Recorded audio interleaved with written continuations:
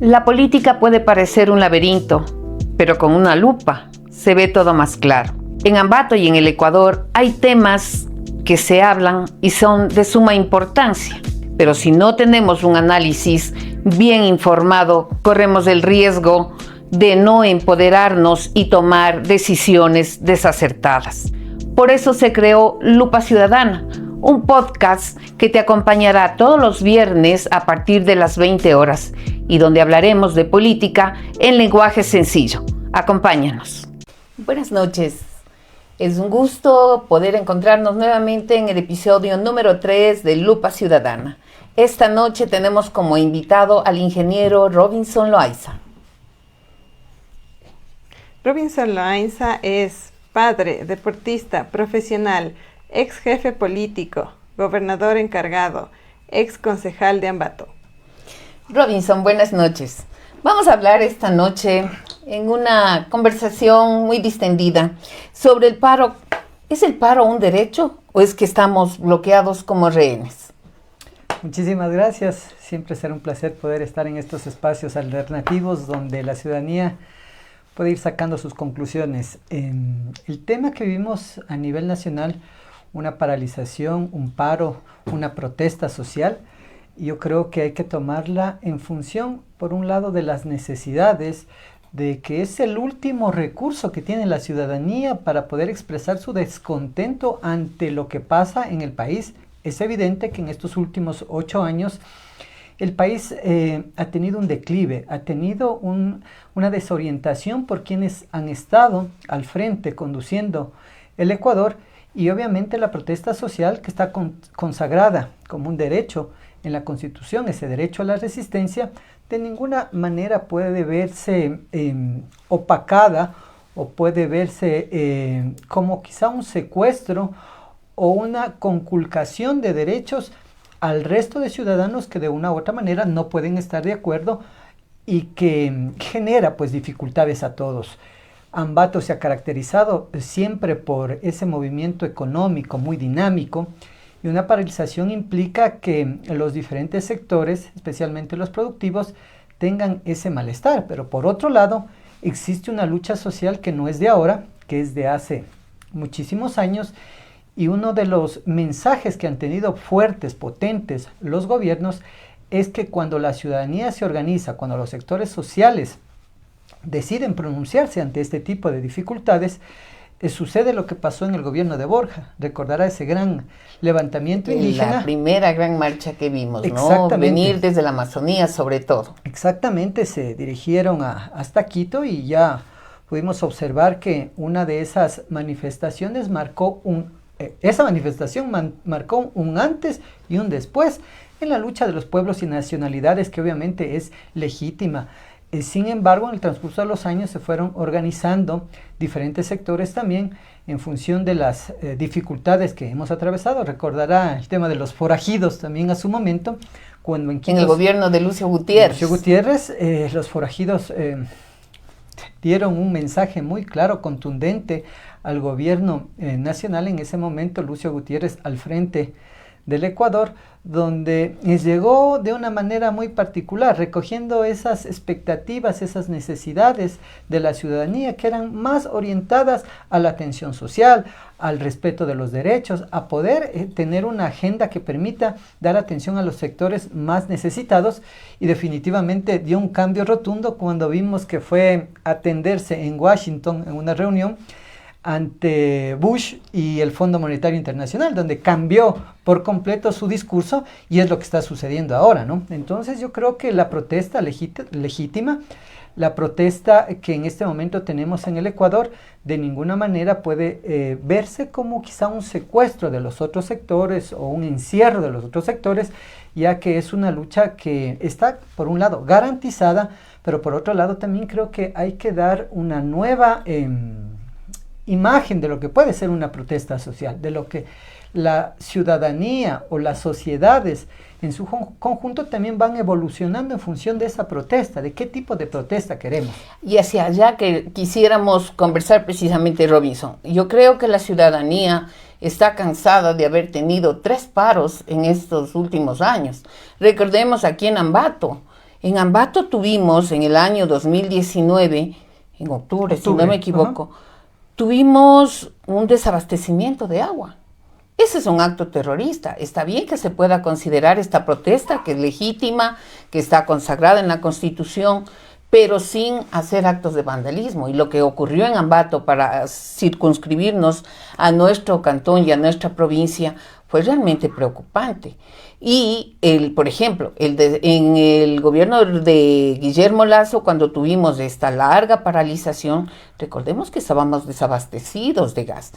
Y ahora tenemos esta protesta que, si bien es cierto, está circunscrita a 5 provincias, no es menos cierto que, por ejemplo, no hay un tránsito normal entre Imbabura y el Carchi, por ejemplo.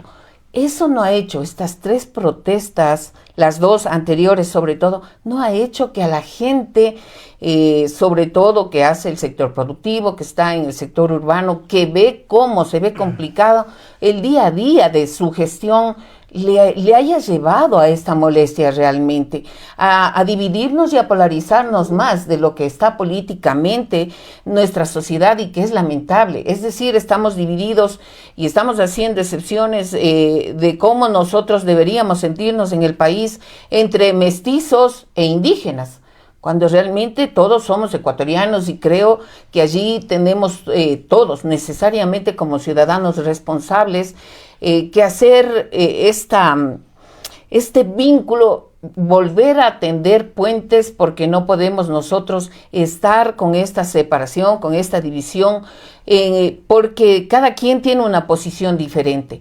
¿Qué nueva forma podemos encontrar de protesta que no necesariamente afecte, como afecta, por ejemplo, a los sectores productivos, y no solo a los sectores productivos grandes, no solo a los emprendedores, afecta al propio sector agrícola, agricultor, que está representado por quienes ahora están en esta paralización? Yo creo que hay que hacer un análisis interesante, ¿no? Los 10 años del gobierno de la Revolución Ciudadana marcaron también un antes y un después de la protesta social. A partir de la Constitución del 2008, se generaron estos derechos, estas garantías, derechos a la naturaleza, a la protesta social, a la resistencia, pero sin duda alguna recuerdo que en el gobierno de la Revolución Ciudadana había protestas donde algunos actores políticos como Andrés Páez, con su grupo, salían en Quito y decían: vamos a incendiar Quito. Ahí era buena la protesta, ¿no? Ahí era buena la protesta porque era en contra del correísmo y se protestaba por el alto costo de la Nutella. Y recuerdo que aquí en Ambato nos encontramos con varios actores que obviamente no coincidían con el gobierno de la Revolución Ciudadana. Recordará que nos encontrábamos en el Parque Ceballos. En la vereda de al frente con Robinson. En la vereda de al frente con el Robinson. Pero bueno, aquí vamos a hacer un paréntesis, Robinson, porque lo importante es que cuando encontramos argumento y tenemos el respeto por el otro, a cómo piensa de distinto el otro, pues mantenemos una amistad, porque en nuestro caso nos ha unido mucho el tema ciudad. Así es. Y la ciudad ha estado probablemente por sobre, no digo que sobre el país, sino que nos hemos circunscrito al tema de la ciudad.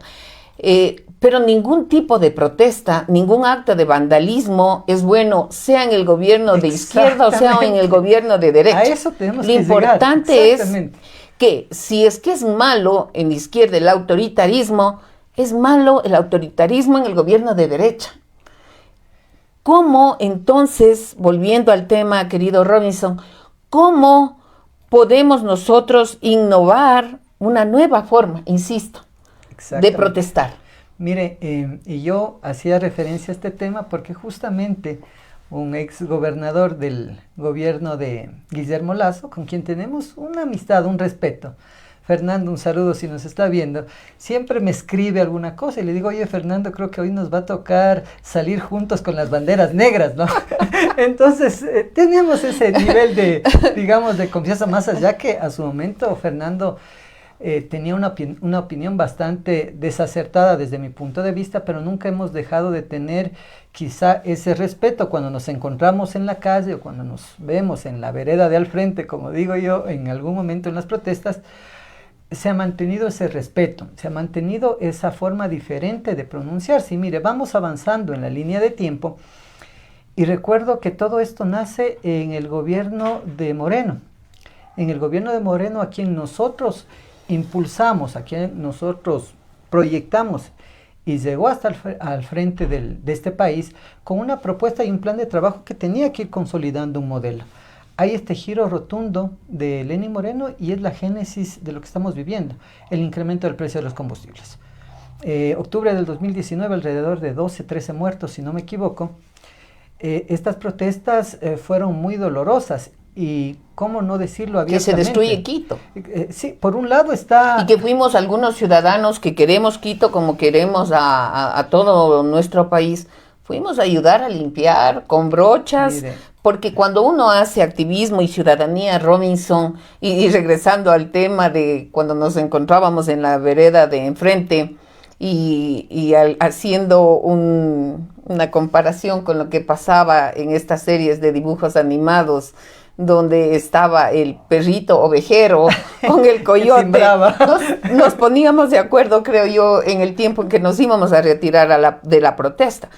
Y yo tengo que decir que fui quien convocó en ese momento, salimos mujeres. Fuimos mujeres, y un saludo para Carmen Arias, para Ana Lucía Sevilla, Vilma Ulloa, Luis Bravo, quienes iniciamos con estas convocatorias. Ahora nos va a tocar estar juntos. Pero con un máximo de respeto. Y ahí es donde, Robinson, es lo que deberíamos estar haciendo. Y cuando tenemos esta posibilidad de estos espacios, decirles a los contrarios y a los propios que el respeto es lo que nosotros deberíamos inculcar.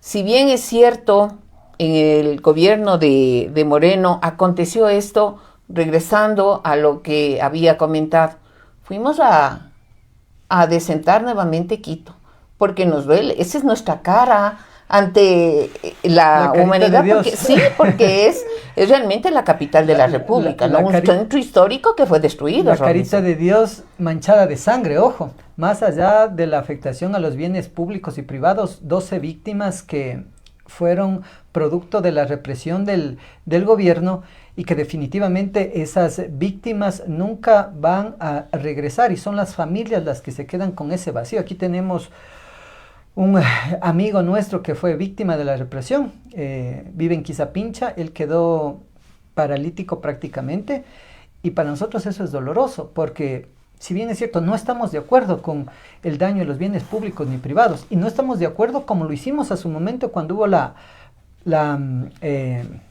paralización de los servicios acá, la dotación de agua potable. ¿Quiénes estuvieron encabezando esa Algunos dirigentes indígenas de una manera muy desacertada? Inclusive recuerdo que el alcalde de ese momento, ya fue, me parece, Altamirano, sí, nos pidió que lo acompañemos para enfrentar ustedes sus funciones de concejal. Exactamente, fuimos hasta Apatug, y aquí quiero recalcar un tema que quizá es el cambio generacional, ¿no? Y a eso tenemos que llegar, a una protesta que sea diferente.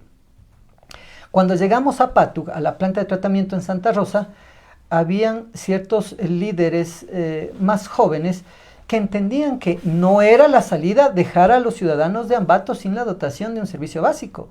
Obvio, eso es un tema que no se puede permitir. Y estábamos llegando a tener un entendimiento cuando salió algún dirigente indígena de los, digamos, de los antiguos, y dijo, no, aquí no hay ningún acuerdo, y se paraliza, lo cual me pareció desacertado, y tuvimos ahí una discusión que definitivamente nosotros, más allá de tener una postura sobre lo que es un derecho a la resistencia, jamás vamos a estar de acuerdo con que se quite el agua. No vamos a estar de acuerdo que en las manifestaciones donde bajaban de algunos sectores, bajen haciendo daño a algunos negocios, alguna propiedad privada, que iban cerrando las puertas, iban rompiendo inclusive algunos vidrios. Y que iban tomando productos de los que se expendían. Veíamos en las tiendas cómo se procedía, ¿no? Esa no es una justificación de la protesta. Ojo, eso es desnaturalizar la protesta, porque si yo tengo un malestar y lo enfoco, lo canalizo con mi colectivo, en este caso con los sectores rurales o indígenas, yo no puedo llegar a la ciudad y dañar los negocios privados de las personas que inclusive están en las mismas dificultades de poder mantener un negocio, que es insostenible la crisis económica. Pero lo que no se dice, cuando también se tilda de terroristas a ciertos dirigentes, lo que no se dice es que también cuando los indígenas estaban saliendo por Miraflores, salió por ahí un tipo bastante particular de uno de los sectores y comenzó a disparar. ¿Y al qué le podemos decir? Hay que recordar. ¿Cómo lo debemos tildar? Por eso es importante tener memoria, ¿no? Exactamente, hay que tener memoria de lado y lado. ¿Y cómo lo vamos a tildar a él? Ay, no, fue un ciudadano que estaba con mal carácter y en salió... el sector del Hotel Miraflores. Exactamente, entonces él no es un terrorista. A él no podemos llamarle terrorista porque no tiene poncho. Creo que era más bien en el sentido de que estaban, no digo que protegiéndose, sino temerosos por la presencia de los manifestantes en este caso. Hoy tenemos bandas organizadas y eran más temerosos con un grupo de indígenas que lo que querían era generar una protesta justa a su momento, en la que yo no estoy de acuerdo cuando se afectan bienes públicos, bienes privados, cuando se desnaturaliza esa manifestación de incomodidad con el gobierno. Y en este caso específico creo que hay que reconciliar todos los sectores, porque también no ¿Cómo llega esa reconciliación?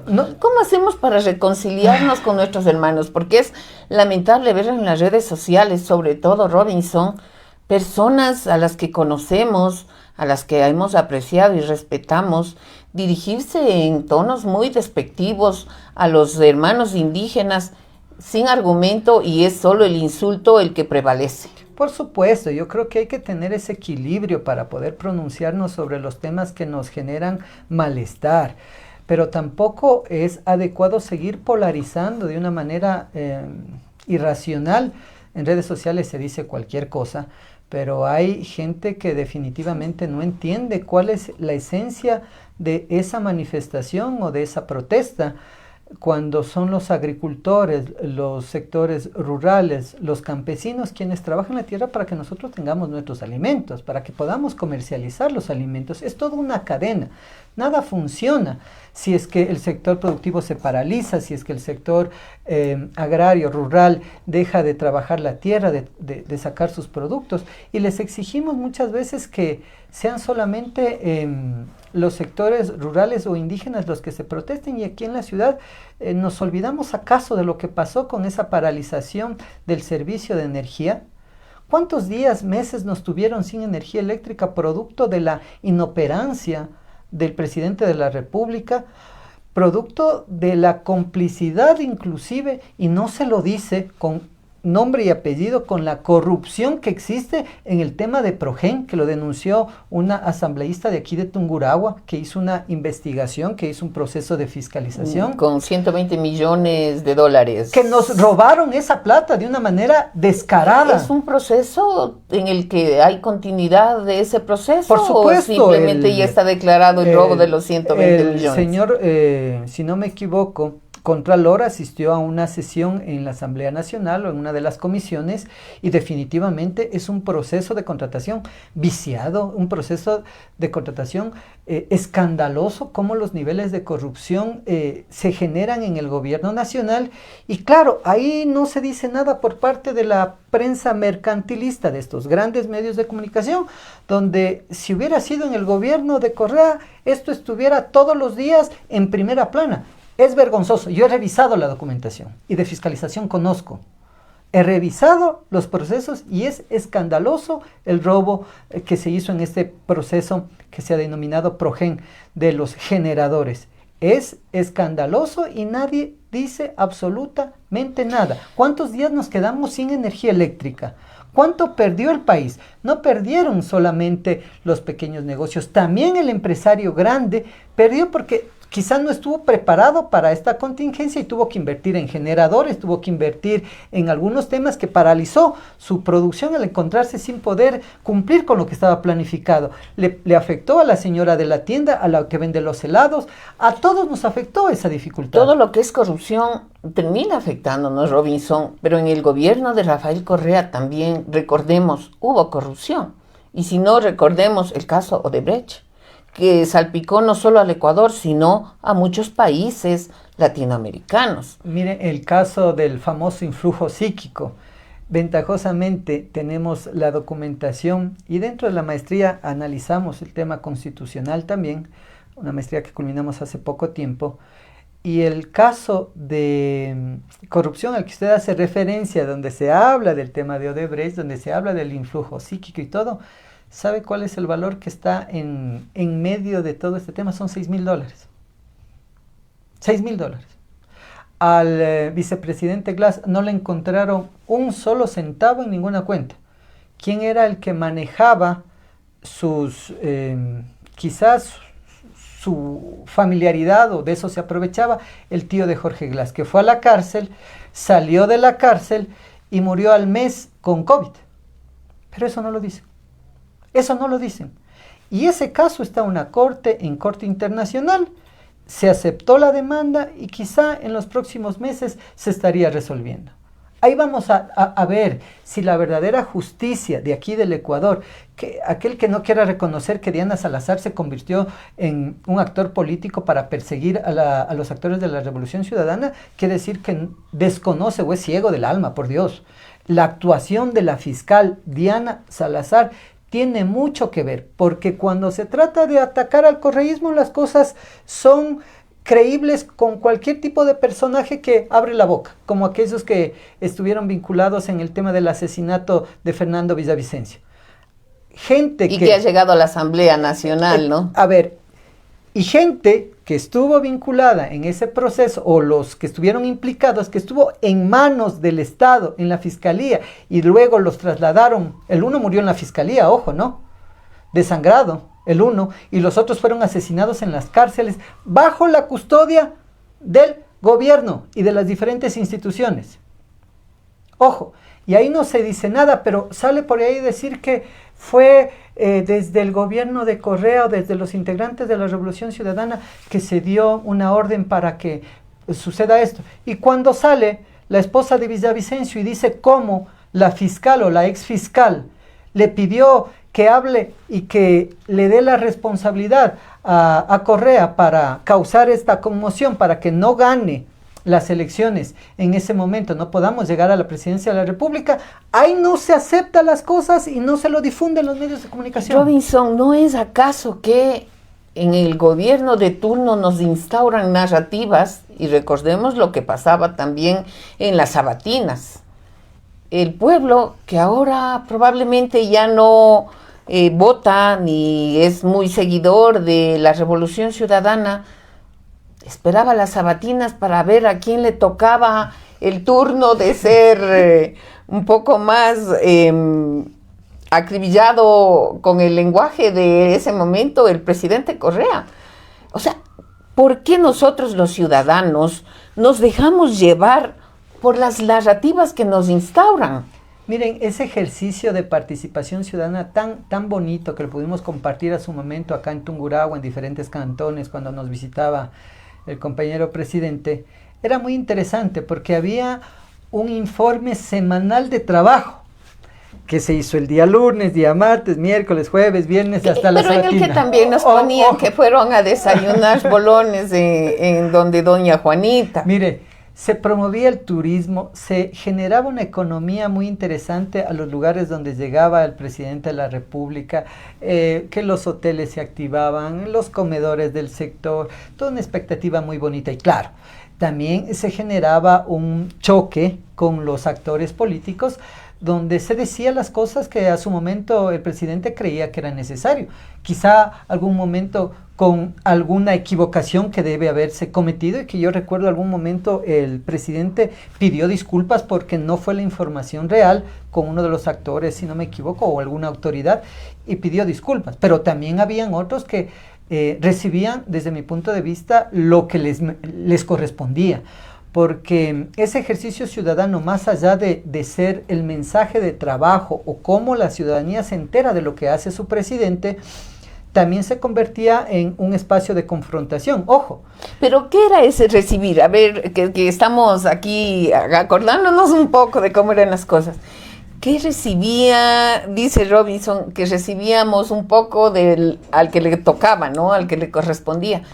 Pero usted acuérdese de las gorditas horrorosas, de las momias cocteleras. Eso también era complicado. Bueno, el término, y lo explicó el presidente hace un momento, en la costa como gordita horrorosa, es decir, quizá una persona un poco malcriada, ¿no? Quizá por la forma de comunicar en la costa, así lo justificó. Y claro, no estamos de acuerdo con ese tipo quizá de criterios que se emiten por parte de la autoridad, pero no olvidemos también lo que le decían al presidente Correa, algunos actores políticos que estaban fuera de sí y son tan idiotas porque se meten con la parte más sensible que tiene un ser humano, con la familia. Hablaban horrores de la esposa del presidente, hablaban horrores del entorno familiar, inclusive del tema personal del presidente, diciendo que tiene otro tipo de preferencias hasta sexuales. ¿Qué pasa? Bueno, y aunque hubiera sido en libertad, ¿no? Recordemos la cuestión de derechos y entonces, en esos temas no debemos... ¿Acaso como actor político? Creo que retrocedemos como sociedad, ¿no? ¿Acaso que por ser actor político, por ser presidente de la República, tiene que recibir los insultos que le da la gana a cualquier idiota y que le digan lo que le sale del estómago por hacerle daño al presidente? Yo creo que hay que también ponernos de ese lado, ¿no? Sí, y bueno, y eso pasa ahora con el uso de redes sociales a todo nivel. Por supuesto. A todo nivel, porque no es solo cuestión del presidente, pasa con quienes ejercen otras funciones y con quien quiera que está en redes sociales y que emite algún criterio, pero salen... Quien no está de acuerdo y es terrible lo que nos pasa, ¿no? En la política hay líneas rojas y me conoce, ¿cómo no? Gracias a Dios usted, Neida.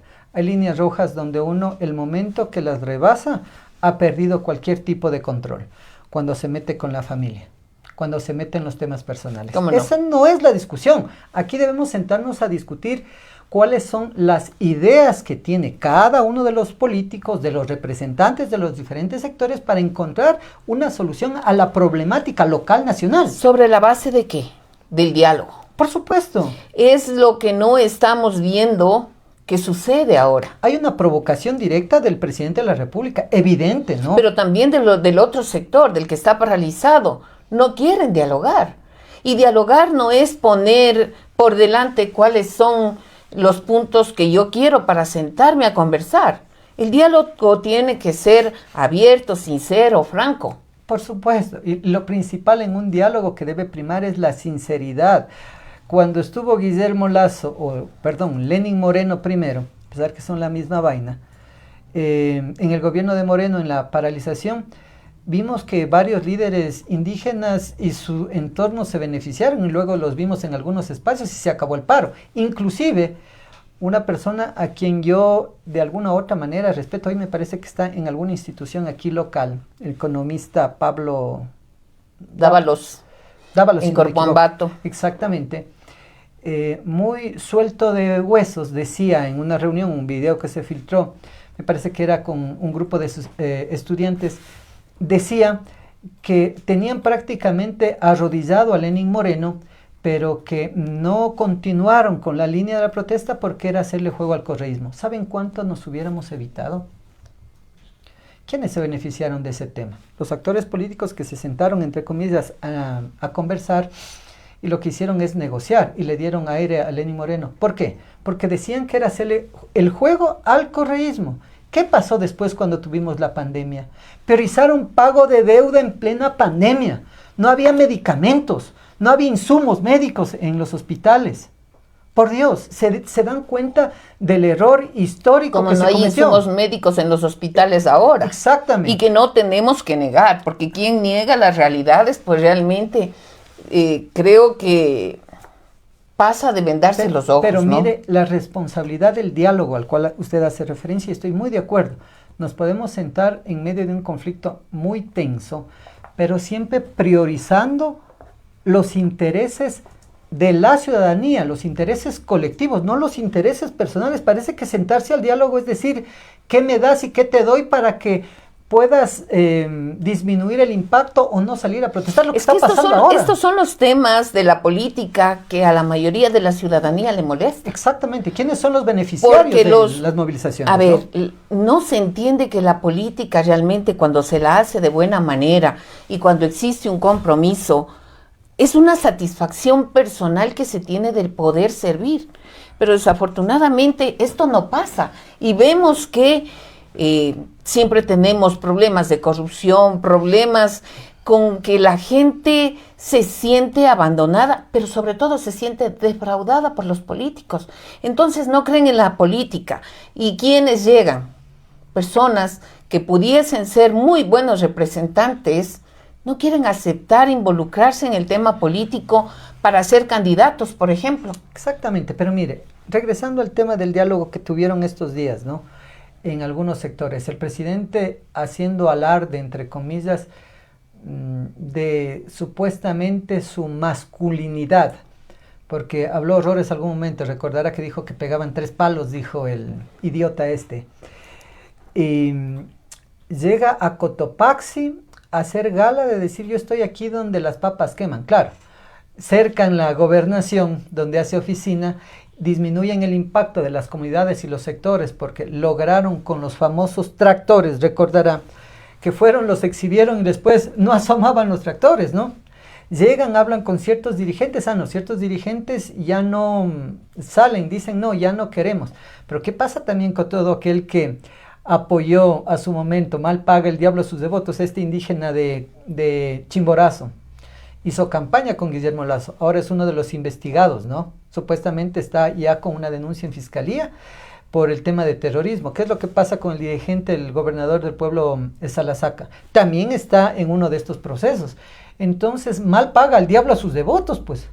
¿Y qué es lo que ha pasado en este famoso diálogo? Que para mí es espantoso. No sé si el presidente es abogado, pero hay un tema que los que algo conocemos de derecho, inclusive sale a lengua suelta a decir que no van a subir los precios de los pasajes. Emite el acuerdo... Pero en los municipios descentralizados y que tienen la competencia de tránsito, ese es tema municipal. A ver, a eso vamos a llegar, porque usted también conoce el tema, Neidita. A ver, emite el decreto ejecutivo 125. El 125 hace referencia al mecanismo de compensación para los transportistas. Y recién en el 126 hace la reforma al reglamento para establecer la eliminación del subsidio. Así no hay planificación, se nota claramente que no hay planificación, pero quizá, Robinson, a ver, primero hablando del tema de haber trasladado la sede de la presidencia a Cotopaxi, ¿no es una buena estrategia utilizada para evitar que otra vez se destruya Quito? No, no es parte de evitar que se destruya Quito, ya es una cortina de humo y aquí quiero llegar, porque hay que hacer este análisis. Para no olvidarme del tema del pasaje.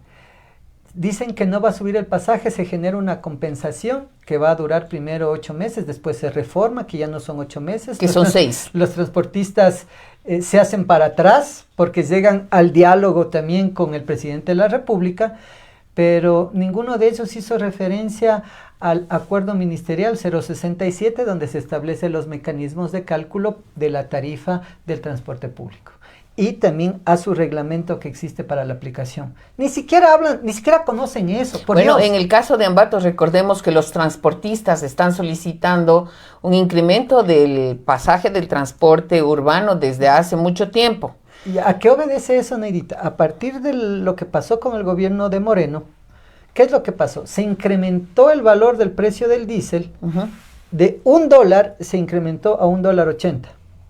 Y del $1.80 ahora pasa a $2.80. Es un incremento del 180% de lo que costaba antes del paro del 2019. Eso puede significar que después de 6 meses en Ambato, por ejemplo, porque estamos aquí, vayamos a tener que estar revisando los precios del transporte ¿A qué hace referencia el acuerdo ministerial 067 del Ministerio de Transporte y Obras Públicas? A los costos de operación. La fórmula de establecer ¿Cuál es la tarifa? El cálculo que se debe realizar. Y eso lo desconocen y salen a decir cualquier cosa, pero esta es la cortina de humo que le meten a la ciudadanía. ¿Saben cuál era el verdadero objetivo? Y poníamos una publicación. De entrada ya perdimos alrededor de 98 millones de dólares. La deuda del grupo Noboa desapareció por arte de magia en base a la ley y lo hace retroactivo, ¿no? Después de que la Corte Constitucional declara la inconstitucionalidad de las leyes que plantea Noboa. A ver, ayer conversábamos con un grupo de amigos que siempre estamos hablando, a quienes nos gusta la política, siempre terminamos hablando de temas políticos, aunque vayamos al café para celebrar los cumpleaños, ¿no? Y decía uno de ellos, ¿acaso no habrá sido que la Asamblea aprobó las leyes sabiendo que, por ejemplo, no había la unidad de la materia? Mandaron a la Corte Constitucional y obviamente esa ley rige hasta que la Corte no le haya declarado la inconstitucionalidad. ¿Ah? Pero mientras tanto ya se benefició de Del pago de impuestos, del que pago ya de eran impuestos. deudas en firme. Pero eran intereses sobre los intereses. Eran deudas en firme que durante años agotaron todos los recursos legales y seguían ahí porque ya no tenían a dónde. Tenían que hacer una ley para poderse exonerar de esos valores. Me decían también en esa conversación, cosa que no he podido verificar, me decían que en el dictamen de la Corte Constitucional decía que esta puesta en cero de la deuda, aunque revisé hace 2 días y estaba como en 3 millones. Ahora entonces, ya está en cero, ya estamos en cero. Bueno, es cierto que el dictamen de la Corte le dice que no rige para este caso en particular. No, a ver, el dictamen hace referencia a la inconstitucionalidad, no hubo unidad de materia, un sinnúmero de cosas, pero hasta donde pudimos revisar también emite un nuevo decreto ejecutivo para beneficiarse de este tema. Por Dios, ¿hasta dónde ha llegado esta circunstancia que es como llegar al gobierno para beneficiarme en lo personal y a mi grupo selecto de empresarios? Cuando se agotaron todos los procesos legales y llegó al punto de tener una deuda de 98 millones en firme. Veía la publicación de un amigo local que conoce muy bien, estuvo en el SRI, Fabián Mera, si no me equivoco, un buen amigo, compañero, donde hacía un análisis técnico, legal, de cómo este tema desaparece de las deudas que tenía ya el SRI por cobrar y no se lo ha hecho. Pero aquí hagamos una analogía. En el municipio, cuando usted tiene una deuda, los señores, recuerdo un caso muy complejo de el terminal en Huachigrande. Les iniciaron los procesos coactivos, les congelaron las cuentas, generaron todo un proceso coactivo. ¿Acaso eso no era lo que tenían que hacer a nivel nacional para poder cobrar esas deudas? Nadie se atrevió a hacerlo. Nadie. Pero se dice también que, a ver, ¿por qué ahora, con estas narrativas que tenemos, quienes son, porque claro, aquí en el país estamos acostumbrados a ser istas, ¿no?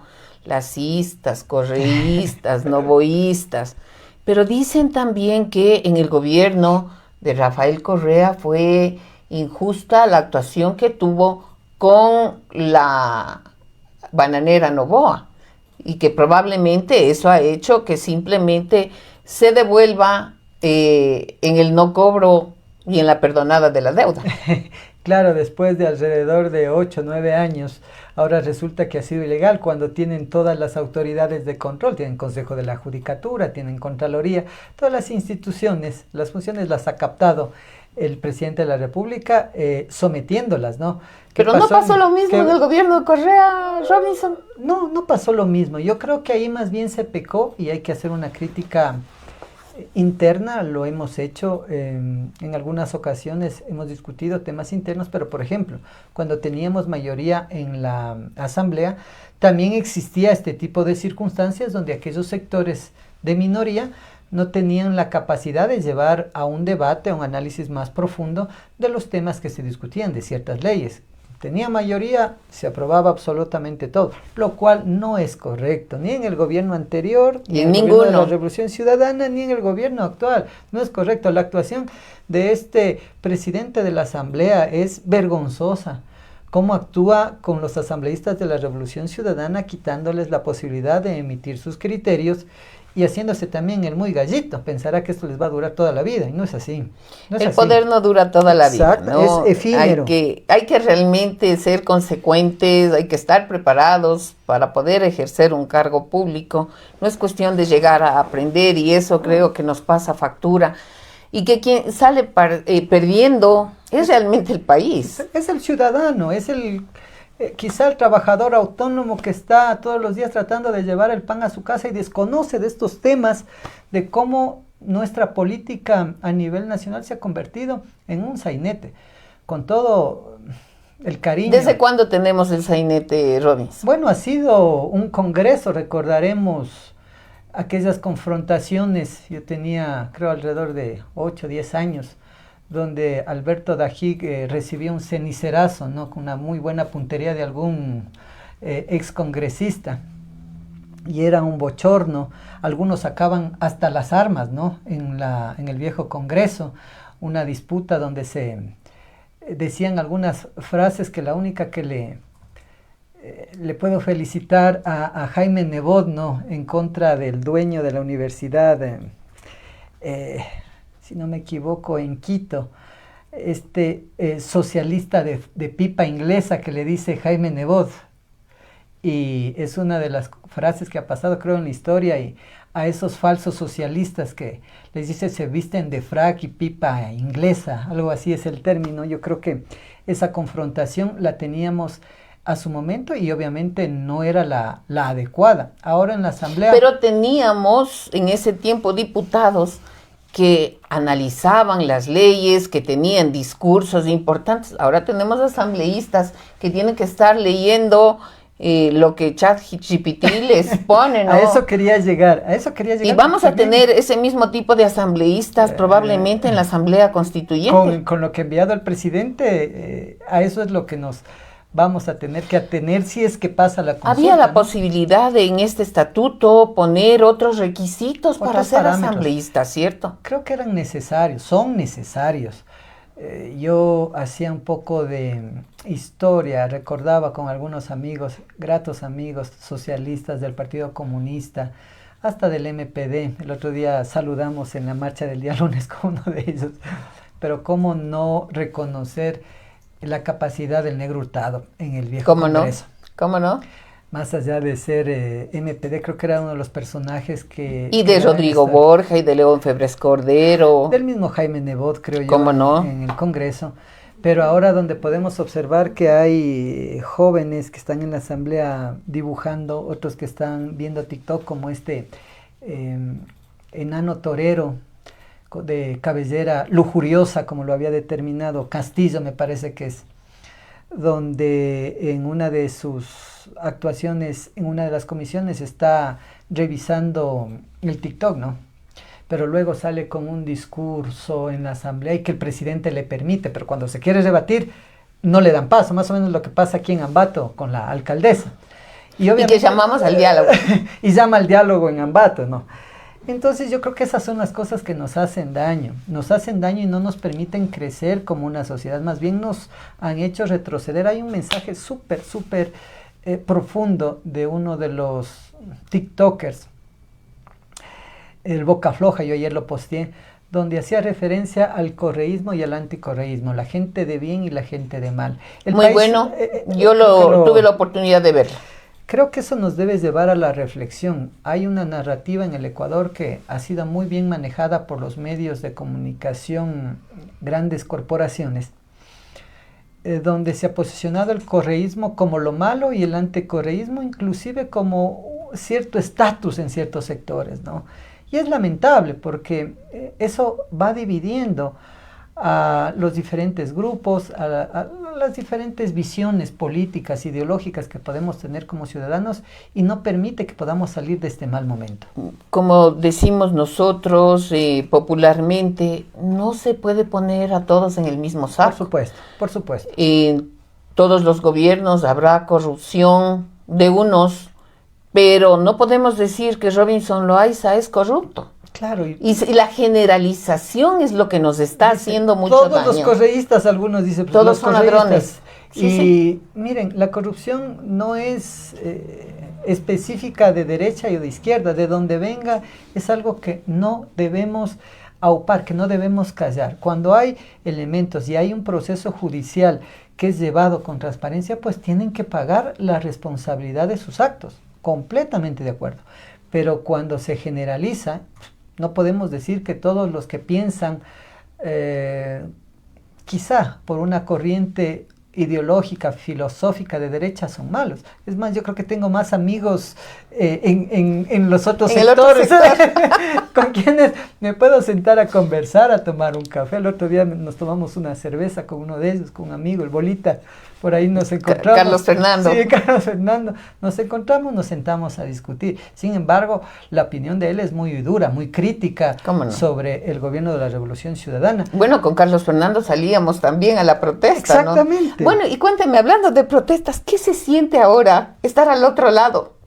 Yo recuerdo cuando nosotros salíamos a protestar, y recuerdo varias cosas, los globos negros, cuando vinieron a celebrar el tercer año de la Revolución Ciudadana acá en Ambato, y recordábamos que nosotros decíamos, hicimos concierto de pitos en el puente nuevo, que denominado el que queda enfrente del colegio Rumiñahui. También estuvimos el 3 de diciembre en Quito y hubo represión en el gobierno de Correa. Yo estuve ahí, yo puedo decir porque yo viví. Entonces, creo que en su momento se obnubilan con el poder. Los asesores creo que no les dejan ver también cuando les llegan las autoridades, ¿no? Creo que el poder es una de las drogas más difíciles de manejar. ¿Cómo no? Pero ¿qué se siente ahora, Robinson? Años más tarde, estar en el otro lado, no estar en el poder y tener que ir con su bandera, con su voz, a reclamar lo que usted cree que está haciendo mal el gobierno. ¿Cómo se siente? Bueno, creo que vienen gratos recuerdos, ¿no? Yo estoy en la lucha desde los 13 años. Cuando me formé, cuando iniciamos a tener una actividad política desde el Colegio Guayaquil, recuerdo, luego como presidente del Colegio Tirso de Molina.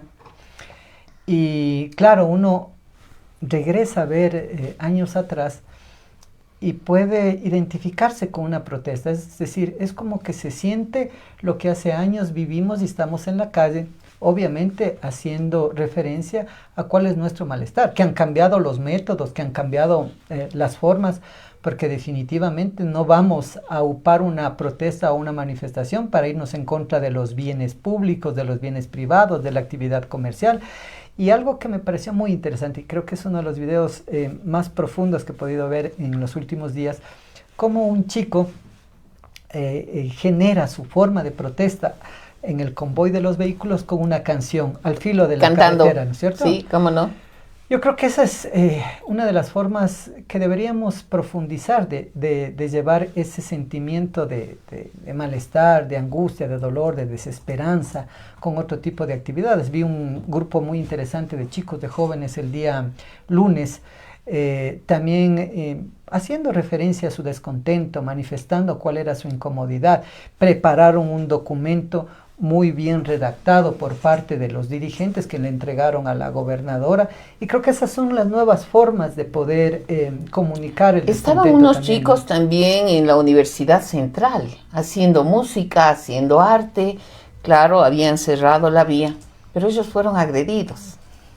Miren, entonces nos garantiza esta nueva forma que están buscando los jóvenes, sobre todo, de hacer protesta. ¿Nos garantiza que no van a ser reprimidos? Mire, y la estrategia, ¿no?, de lo que pude observar el día lunes, había agentes infiltrados de la policía con piedras en los bolsillos, ¿no? El día lunes aquí en Ambato.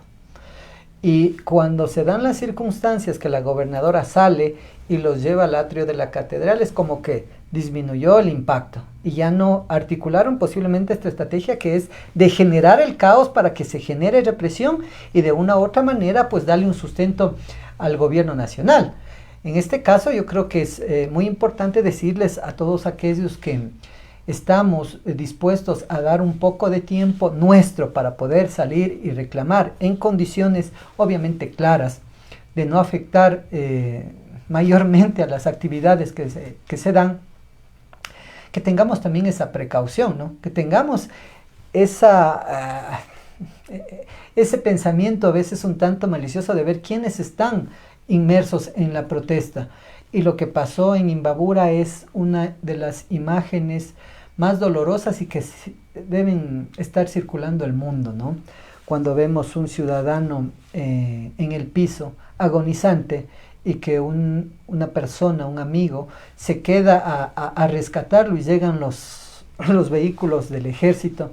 ¿En qué cabeza puede estar que en un momento tan crítico donde se juega la vida de una persona, donde está en juego la vida de un ser humano, la primera actuación o reacción que tengan es bajar y maltratar a la persona que ya está agonizante en el piso y maltratar a la persona que está tratando de ayudar, cuando se entiende que son servidores públicos, que son parte de la seguridad del Estado y que lo mínimo que debían hacer es auxiliar a la persona para sacarlo en uno de esos vehículos y que lo atiendan en una casa de salud, por Dios. Sin duda que eso siempre será doloroso para absolutamente todos los que vemos y entendemos que la protesta no debe conducirnos a ser seres inhumanos si estamos en desacuerdo. Pero ¿qué pasa con aquellos soldados, 17, que también fueron agredidos y que tiene, por ejemplo, uno de ellos una deformación total en su rostro? Por supuesto, revisaba... De donde venga... Revisaba, miren, los datos fríos de la protesta, porque son cifras. Alrededor de 102 detenidos, si no me equivoco, alrededor de 50 miembros de la Policía Nacional y el Ejército, también con dificultades, con agresiones que habrían recibido. Claro, y en una protesta, cuando uno sale, también sabe los riesgos. Es un riesgo. Que pueden darse. Por eso hablo del cambio de mecanismo de protesta que debemos orientar, inclusive con mucha responsabilidad, los actores políticos, los dirigentes de los varios sectores, porque una protesta, desde mi punto de vista, cuando existe la pérdida de una vida humana, no hay poder sobre la tierra que lo recupere. Y es doloroso porque faltará uno de sus seres queridos en la mesa, como es el señor Fueres, si no me equivoco, que definitivamente es una de las imágenes que más duele, y eso exacerba a la población. Cuando el presidente sale y dice no vamos a retroceder y claro, se hace el macho con 100 militares y policías detrás de él, ¿no? A un idiota como uno de los ministros que sale a decir que es la Revolución Ciudadana la que está financiando y amenazando a nuestra compañera Luisa González, ¿no? Diciendo que todo lo que pasa en este país es el correísmo. Por Dios, van 8 años donde el correísmo ya no está al frente del gobierno. Lo único que tenían que hacer es mejorar lo que se hizo anteriormente. Mejorar, tener una mejor capacidad de gestión de administrar el país, y eso hubiera sido suficiente para dejar al lado un proceso político de 10 años. Y no lo han hecho. En todo caso, estamos a portas el 16 de noviembre de ir a una consulta popular. Y se han pronunciado desde la Revolución Ciudadana en el sentido de que a la consulta popular hay que decirle no. ¿Por qué antes sí a una constituyente y por qué ahora no, Robinson? Creo que ahí también tenemos que hacer una pequeña reseña, la memoria histórica que cada uno de los ecuatorianos debería sacar a la luz o tenerla siempre presente, ¿no? El 2006, cuando llega Rafael Correa, producto de años de inestabilidad, presenta la propuesta, si no me equivoco, 17 de enero del 2007 asume, o 15 de enero del 2007 asume el gobierno, y obviamente con una constitución que se realizó en el 98 en medio de un cuartel militar, ¿no? Una constitución que no garantizaba esa nueva visión que se tenía de Estado desde un proyecto político, y que era necesario llamar a una constituyente, donde inclusive recuerdo que ni siquiera presentamos candidatos a la asamblea, ¿no? A la asamblea. Y se hizo, claro, un cambio profundo, se llamó una constituyente para lo que a su momento se decía refundar el país. esa Constitución del 2008, que es producto de un sinnúmero de análisis a nivel internacional. Creo que es una de las constituciones más de avanzada, donde los derechos de la naturaleza, el derecho a la resistencia, todo lo que se consagra para los pueblos y nacionalidades, es muy importante esos avances, y que, ojo, no es que le salió de la barriga a los asambleístas constituyentes, pues es producto de los acuerdos internacionales, de cuál es la orientación de una nueva visión del mundo desde la Segunda Guerra Mundial, cómo se han ido consolidando ciertas instituciones, la OEA, la ONU, y varios criterios, inclusive de la Corte Interamericana de Derechos Humanos. Eso está plasmado en la Constitución. Es una nueva visión de lo que debe ser una sociedad, y se han recogido estos criterios.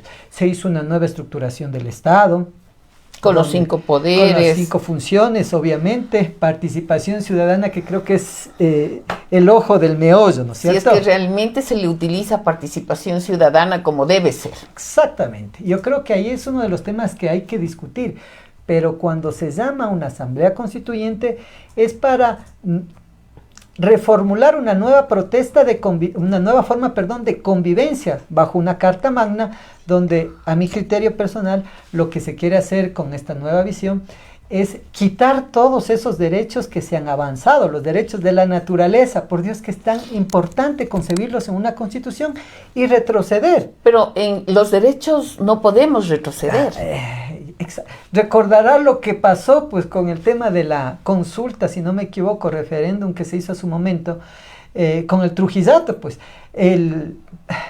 no quisiera referirme en estos términos, pero me cuesta, ¿no? Trujillo creo que es uno de los responsables de la debacle del país, cuando se permitieron inclusive sacar a la Corte Constitucional cuando no podían hacerlo. Dijeron sí. Que les dieron los poderes que van más allá de la Constitución, decía este ciudadano, que no sé si estará en el cielo o en el infierno, pero definitivamente trastocaron absolutamente todo. Se cambió luego la lógica de que se debían elegir los miembros del Consejo de Participación Ciudadana sin que tengan ninguna vinculación política.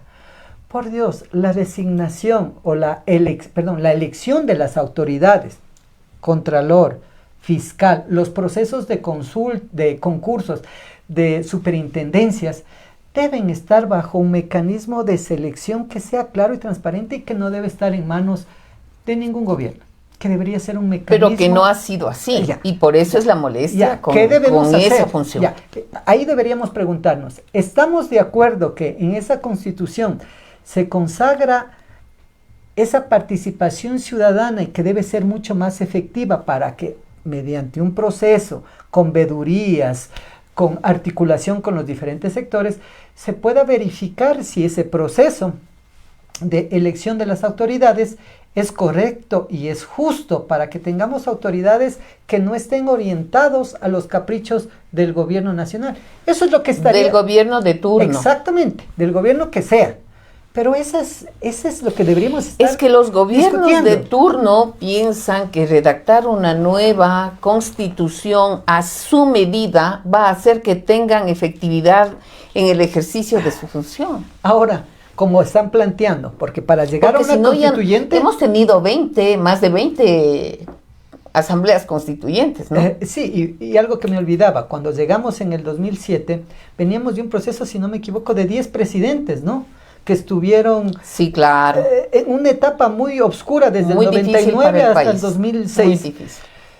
Y prácticamente eso nos generó a los ecuatorianos unas circunstancias muy particulares con el feriado bancario, con todo lo que trajo ese feriado bancario. Y era un momento donde ese liderazgo de un nuevo personaje que se presente con una propuesta de dejar toda esa dificultad, esa confrontación atrás, se puede instaurar una nueva constitución y gobernar. Que les guste o no, del 2007 al 2017 existió estabilidad. Y algo que yo no lo manifestaba, me decía usted, ¿qué siente ahora? Esa generación de chicos, de jóvenes, de estudiantes, ya no vivieron lo que vivimos nosotros. el año 94, 95. En el 95 con la caída de Bucaram. Exactamente, cuando Cuando estuvimos en también las calles. salimos, yo recuerdo que también estuvimos en las calles y recuerdo haber pasado por la catedral, donde nos encontramos un sinnúmero de amigas que siempre hemos estado preocupadas por lo que pasa en el país, pero claro, salimos con las tapas de las ollas. Miren, esa forma de hacer una protesta que desgraciadamente se ha desnaturalizado por ciertos malos liderazgos de ciertos sectores. Yo decía, y es un tema personal que lo vivimos a su momento en la municipalidad, ¿cómo generar una confrontación con la UNE a su momento? Los errores propios que hemos cometido, yo los digo como Revolución Ciudadana. No por una mala dirigente, que para mí es una mala dirigente, Zamora, que le siguieron un proceso. Se puede entrar en un conflicto con la UNE. Cuando tuvimos que resolver el tema de comodatos en la municipalidad de Ambato, claro, cuando llegaron los dirigentes de la UNE, Tito, si no me equivoco, era el nombre de uno de los dirigentes. ¿Guzmán? No recuerdo el nombre es Tito, y le observamos el día lunes también en la manifestación. Llegaba acompañado de algunos maestros que para mí son los responsables de esa formación que obtuvimos algún momento en el colegio. Buena formación. ¿Cómo poder estar de acuerdo, y es uno de los que está ahorita en el municipio, que por ese tipo de conflictos se notificó al municipio de Ambato que el comodato con la UNE ya no podía continuar porque se había quitado la personería jurídica desde el Ministerio de Educación? Y profesores muy queridos que yo respeto con el alma, que valoro todo lo que nos dieron, llegaron hasta la oficina molestos, los atendimos. ¿Cómo llegar a esa confrontación con aquellas personas que han sido parte de lo que es nuestra vida? Miren a dónde llega esa confrontación torpe, ¿no? Que algunos, inclusive siendo parte de del proceso, quieren contentar a sus jefes para decir, ok, ya acabamos con la personería jurídica de la UNE y ahora en Ambato se tenía que revertir el comodato que tienen en Ingaurco. ¿Cómo es permitir que esas acciones tan miserables nos generen una confrontación con maestros que son parte de nuestra vida? Mire, es uno de los temas que a mí me molesta mucho y que no deben darse por un mal liderazgo, no por ese mal liderazgo. Y creo que es uno de los errores que cometió el Mashi. A su momento se entendía que metía a todos en el mismo saco. Lourdes Tibán, la comadre de la señora de aquí de Ambato, de la alcaldesa, ¿no? Que salía en campaña con, no voy a decir por quién votar, pero habrá señales tomando cuáquer. Y hace pocos días dice, si hubiéramos sabido que Novoa iba a subir los precios de los combustibles en septiembre, no hubiera ganado. Por Dios, o sea, ¿acaso es una niña? Bueno, regresando en la memoria, en el 2023, precisamente el presidente Noboa manifiesta que no va a incrementar el precio del diésel, ¿no? Y en el 2025 también. Exactamente.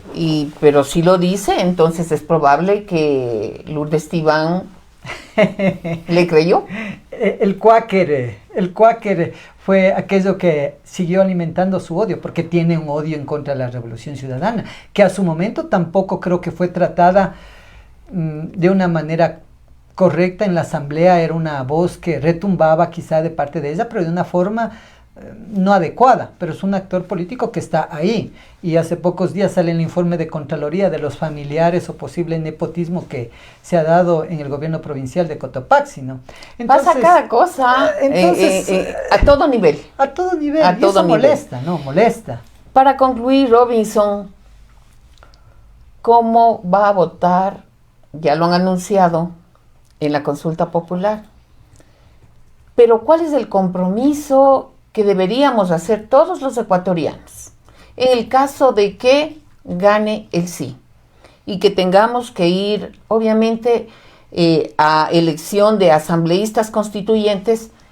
Creo que la Revolución Ciudadana no va a dejar de presentar sus candidatos. Claro, pero primero ya han impedido tener una participación democrática, ¿no? No se dio paso. Pero es un error de la Revolución Ciudadana, el no presentar los documentos. O sea, cuando se quiere encontrar la quinta pata, obviamente... Pero es que hay que cumplir con las cosas. Sí, hay que cumplir, pero lo ha denunciado nuestra compañera Luisa González, donde no se califica no solamente a la Revolución Ciudadana, sino a todos aquellos sectores que están en contra del gobierno, no se califica. Yo había listado, pero los que están a favor del gobierno sí se califica. ¿Y entonces qué pasa en el CNE? El CNE actúa conforme le dice el gobierno de turno que cómo tiene que actuar. Mire, si el hermano de Atamaín está de agregado, si no me equivoco, en Estados Unidos, en algún cargo que parte del gobierno nacional, ¿qué podemos esperar de la presidenta del Consejo Nacional Electoral? Por Dios, o sea, ¿cómo poner un alto dentro de esta función del Estado a todos aquellos abusos dentro de la misma Corte Constitucional, con lo que pasó con la ex vicepresidenta, cuando no pidió licencia para hacer campaña al presidente de la República? O sea, es evidente que tienen todas las funciones del Estado bajo control. Sin embargo, yo en las preguntas que estuvieron calificadas o están calificadas como el tema de no financiar a las organizaciones las dos de políticas referéndum y las bases militares. Y las bases militares, miren, las bases militares no es que nos dan ninguna garantía. Y hay un caso que la gente desconoce de un militar americano que asesinó a un ciudadano ecuatoriano. Fue a meterse en la base de Manta a su momento cuando existía y salió en un vuelo y nunca pudo hacerse justicia en el país. Y se habla de que son para contrarrestar el narcotráfico. Por Dios, ¿no vimos lo que pasó en Rusia hace pocos días, donde un cargamento de droga llega en cajas de banano hasta Rusia? ¿Dónde se deben generar los controles? ¿Dónde están los militares y policías que están generando también esa represión a las manifestaciones? Y no hemos tenido alrededor de 1500 días, un solo día donde ha dejado de existir muertes violentas en el Ecuador. La situación del país realmente es muy compleja y por eso precisamente le preguntaba a Robinson, ¿cuál es el compromiso que debemos hacer los ecuatorianos al instalarse esta nueva asamblea constituyente? Tenemos que ir a las urnas con una muy buena memoria de lo que fue el país hace alrededor de 10 años y de lo que es el país en los actuales momentos. ¿Las bases militares será que nos van a dar ese soporte que tanto necesitan? No, definitivamente Colombia tiene 8 bases militares de Estados Unidos. ¿Ha disminuido el tema de producción y envío de droga hacia todo el mundo? No, no ha disminuido. Y ese es, entre comillas, el sustento. El tema de los recursos para las organizaciones políticas, que ojo, no es que las reciben las organizaciones políticas en sus cuentas. Los que conocemos sabemos que eso va al gasto de lo que se tiene que hacer en publicidad en el CNE, para equiparar las campañas de los candidatos, que al menos se pague vallas, medios de comunicación. El gran problema es que la ciudadanía en general, cuando no está involucrada en este tipo de temas, desconoce cómo es. Y esto solo se utiliza para la publicidad. Como dicen, es la carne para que los ciudadanos se pronuncien sobre el verdadero objetivo, en este caso, el tema de la Asamblea Constituyente y hacer una constitución a la medida de los intereses del presidente actual y de su círculo que lo rodea. Pero miren... Pero esperemos que entonces, en el futuro, no tengamos los ecuatorianos que seguir siendo testigos de que presidente que llega, gobernante que llega, vaya a hacer una nueva constitución para hacerla a su medida.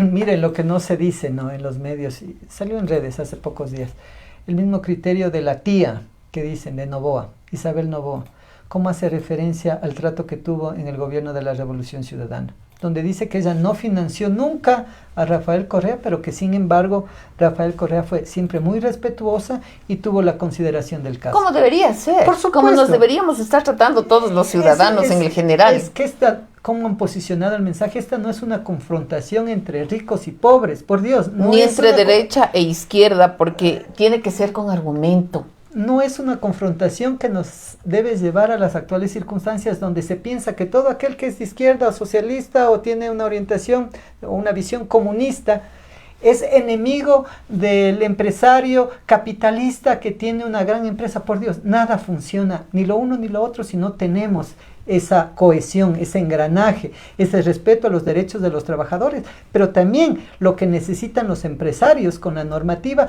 para que se puedan garantizar también sus inversiones, lo que ellos... Para generar trabajo, lo que ellos para reinvertir en el sector social. Arriesgan para montar también una empresa, que si una empresa le va mal, muchos de los trabajadores se quedan sin empleo, como pasó en los cortes de energía que hemos tenido que vivir. Esto no funciona ni con un solo sector, ni con solo ese otro sector. Esto es un tema de cohesión social, donde todos los sectores podamos sentarnos a discutir cómo queremos ver nuestro cantón, cómo queremos ver nuestra provincia, cómo queremos ver nuestro país, con esos planes de desarrollo a corto, mediano y largo plazo que tienen que irse ejecutando, ese cambio de matriz productiva. Esos avances que se realizó a su momento donde la infraestructura sanitaria, de educación, de seguridad funcionaba, donde existían medicamentos, donde existían los policías en mejores condiciones, donde los maestros también fueron reconocidos con unas nuevas remuneraciones. Eso es lo que necesitamos, que podamos articular. Y en esos ejercicios de ciudadanía, Robinson, vamos a estarnos encontrando, porque luego vamos a tener que trabajar por la ciudad. Así es, y así es. Es allá donde todos deberíamos pensar que a esta ciudad que tanto amamos, a nuestro Ambato, entre todos tenemos que sacarle del letargo, porque desafortunadamente es evidente lo que está aconteciendo con nuestra ciudad. Nos veremos pronto para conversar de ciudad, estimado Robinson, y para finalizar, agradecerle siempre. Se aprende mucho con Robinson, se recuerda mucho con Robinson, y tenemos la fortuna de seguir siendo amigos, aunque a veces estamos un poquito distantes desde la otra vereda. Desde otra visión de la vida, quizá por un tema ideológico, pero eso no nos ha generado un nivel de discusión o de enfrentamiento donde no tengamos esa capacidad de sentarnos. Nosotros venimos trabajando hace alrededor de 8 años. Saludo también a Francisco, a nuestro amigo Francisco Real, Pachito, con quien, recuerdo, nos sentamos a discutir cuál era esa visión, ese plan de ciudad, en el tema que a mí me apasiona, bienes de uso público, la ocupación de los espacios públicos, y construíamos un modelo muy interesante de cómo queremos encontrarnos los ambateños. Es que existimos ciudadanos que venimos pensándole a la ciudad y contribuyendo con este pensamiento, porque darle un tiempo a la ciudad es lo que todos deberíamos estar haciendo. Yo les recuerdo a Robinson, a varios de quienes hemos estado en estos espacios, dando mucho de nosotros por años. Así es. Esto es lo que nos ha identificado con con Carlos Fernando, con Juan, con varios. Con el papacito, con Juan Real, un directo amigo, arquitecto también. ¿Cómo no? Discutíamos lo que nos apasiona. Manuel Guzmán, Trajano Sánchez. Yo les sabía decir a Manuelito la enciclopedia del municipio. ¿Cómo no? Trajano. Sí, los dos son la enciclopedia. Vamos a seguir viéndonos en estos espacios, Robinson, porque la tarea es esta, la que nosotros tenemos que hacer. Hay que dejar un legado, y ese legado tiene que ser el preocuparnos por la ciudad, por el país. No importa si usted es de derecha, no importa si usted es de izquierda, porque al final del día todos vivimos aquí y todos necesitamos sacar al país adelante. Vamos a Control Master. No queremos dejar pasar porque ha habido bastante interacción en redes sociales, así que quiero mandar los saludos, que es importante interactuar. A Juani Gamboa, a Daniel Soto, que ha estado dándole en el chat. Mucho gusto, un abrazo a Daniel Soto. Daniel Soto de lista 10. Déjenlo volver, creo que era. Sí. Amigos, que la política, hemos tenido la fortuna de encontrarnos en este camino. A Javier Sánchez, Lorena Toapanta, Anita Erdoiza, Jorge Isaac Sánchez. El doctor Jorge Isaac, un saludo. Sí. Doctor Jorgito, vamos a estar más seguido por ahí. Alan Boguslavski. Y se me va por aquí también alguien más. Hilda Bedón. Son quienes han estado interactuando. Ya verán ustedes luego los mensajes, pero es importante también agradecer la sintonía. Muchas gracias por esa sintonía. Nos vemos en el próximo episodio de Lupa Ciudadana en el número 4 el próximo viernes. Robinson, un abrazo siempre, muchas gracias, es un gusto conversar con usted. Muchísimas gracias, como siempre, con el mismo respeto, cariño y consideración. Este país, esta ciudad la tenemos que sacar todos adelante. Y para eso debemos dejar ese sectarismo o dejar de entenderle a este país como el correísmo y el anticorreísmo. Creo que es hora Ningún ismo nos hace bien. Es hora de sentarnos en la mesa y construir porque los ecuatorianos y los ambateños necesitan que salgamos de este momento difícil, de esta crisis social, económica y política. Muchas gracias. Nos vemos en el próximo capítulo de Lupa Ciudadana. La política puede parecer un laberinto, pero con una lupa se ve todo más claro. En Ambato y en el Ecuador hay temas que se hablan y son de suma importancia, pero si no tenemos un análisis bien informado, corremos el riesgo de no empoderarnos y tomar decisiones desacertadas. Por eso se creó Lupa Ciudadana, un podcast que te acompañará todos los viernes a partir de las 20 horas y donde hablaremos de política en lenguaje sencillo. Acompáñanos.